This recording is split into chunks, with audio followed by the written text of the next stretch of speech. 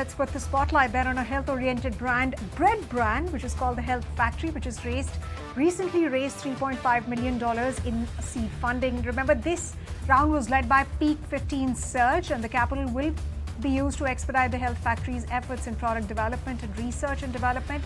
That will allow it to introduce new product categories as well.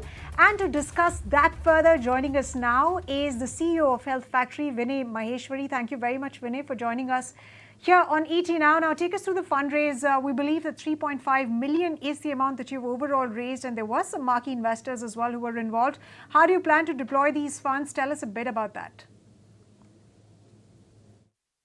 Sure. I think it's very important to get aligned with the investors, and while like you just currently mentioned, right, with regards to the marquee investors, Surge, which is Peak 15, has the Surge arm of Peak 15 has invested in the organization, and we've raised $3.5 million from them. Very like-minded in terms of what we're set to build out, and we synced up with them in terms of the vision and the plan, and as to what the next steps are to grow actually the bread business.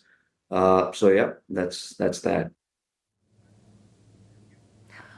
All right, Vinay. So that seems quite exciting, but we learned that you're also looking to expand your retail presence. So given that your product is heavily localized and hence distribution plays a key role, so how much are you looking at expanding your distribution?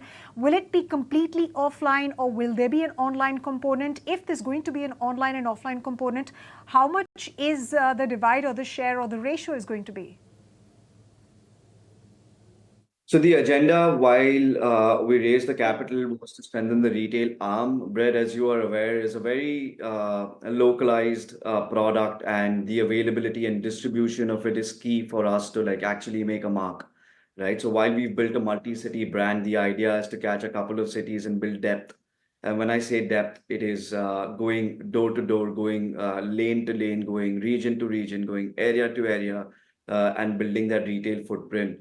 So distribution plays a very critical and important role in the bread industry, unlike a lot of industries where you have the luxury of being an online only brand. We definitely have to be there at the nook and corners of the streets, and the agenda behind this fundraise was to build that out, to hire the right team, to get the right distribution metrics in place, and then to grow.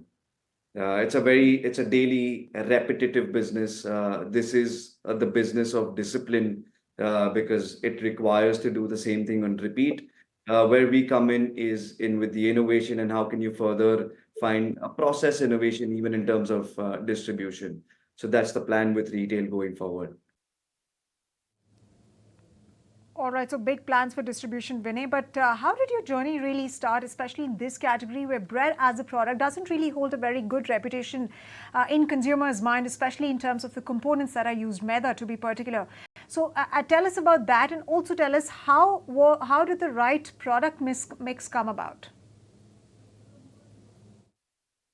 How I exactly started, if I have to answer that question, it's a very interesting journey. Back in the day when I was leaving for work, when I was working with a pharma company, and when I was leaving for work, I was doing 4 to 6 slices of bread every morning before I left. Mom, dad are from Jodhpur in Rajasthan. And every morning, after a point, I started hearing just one common thing. यार रोज सुबह bread क्या लगा रखा है, roti sabzi खा के जा. And then when you move from your 2 slices of bread to your 4 slices of bread, the next thing that they tell you is kitna bread khayega, right? This I realize is a very large problem that India is facing in terms of why is this simple good bread not available, right? Why is bread still packed with preservatives? Why is bread still full of maida? And that's where we found the product market fit, and we said that since this is a household problem, let's just get simple good bread, right? Like something which is a center of the plate for every table in the morning. We said, how do we get that just classic good bread out? And that's when we launched our Zero Maida bread range, which is 100% chemical free, preservative free, emulsifier free. It's lower in sugar, lower in fat, and all those claims, and also at an aggressive price point. The hardest part for us was to get the product right, which took us more than 1,000 trials to just get that product right and replicate it.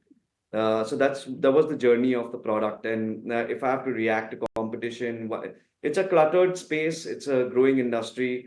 But where we stand out is product innovation. We've got our certain claims and health claims that we think that India is in the need for. Of course, the country is devoid of and lacks the protein and fibers in their everyday meal. So we said that can we get this better for you bread out? While there is competition again to address that, I'd say that yes, because the category and the country is so dynamic, right? There's room for all. Where we come into play is that audience who understands the slight premiumization. Currently, we're at 15-20% more premium than the regular competition. And where the consumers are also now moving towards healthier options. Competition exists, competition's also coming in our space, but what we're seeing is great brand loyalty, good brand love, high repeatability, and a lot of positive feedback. So all in all, super excited to actually get into the next phase of growth.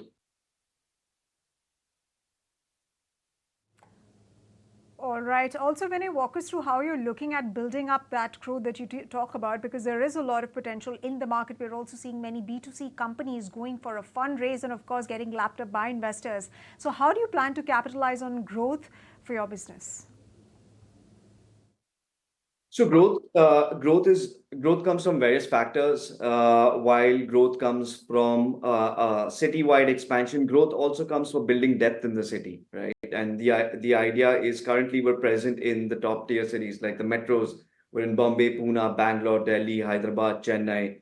We've recently opened tier two cities, tier one cities, a couple of them, like three, four of them.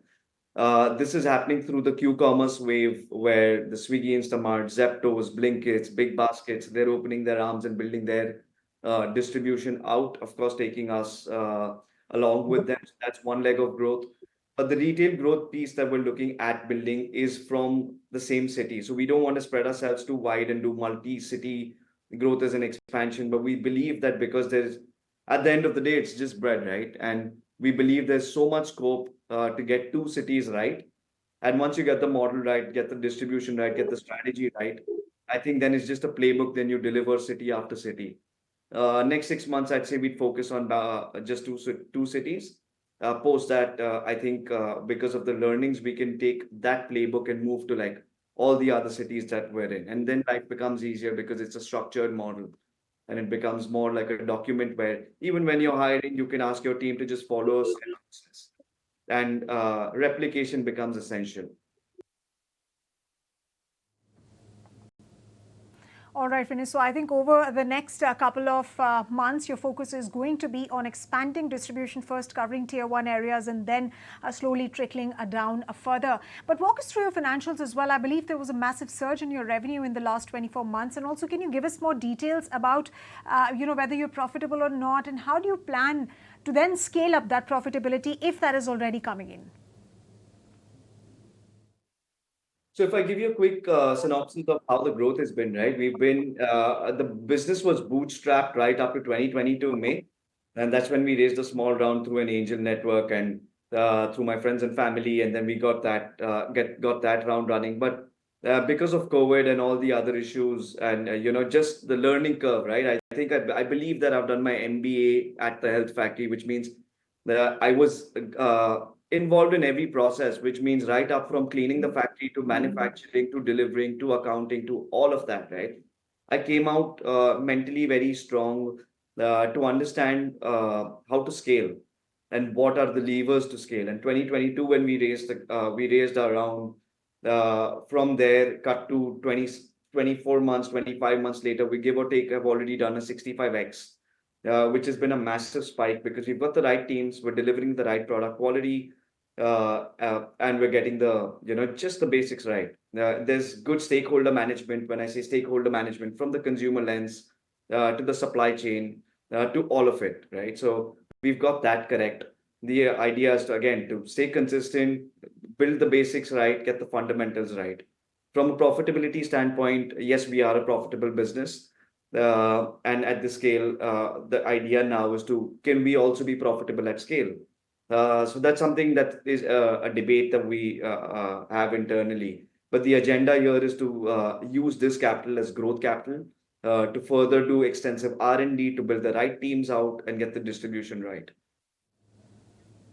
All right, thank you very much, Vinay. With that, thanks very much once again for joining us. You seem to have very ambitious plans, and in fact, I was just talking about the profitability, and your numbers look stellar. 65x is the kind of growth that you have clocked in just 2 years, and of course, there is a long way to go already for the brand. If you like this video, then like, share and subscribe to ET Now.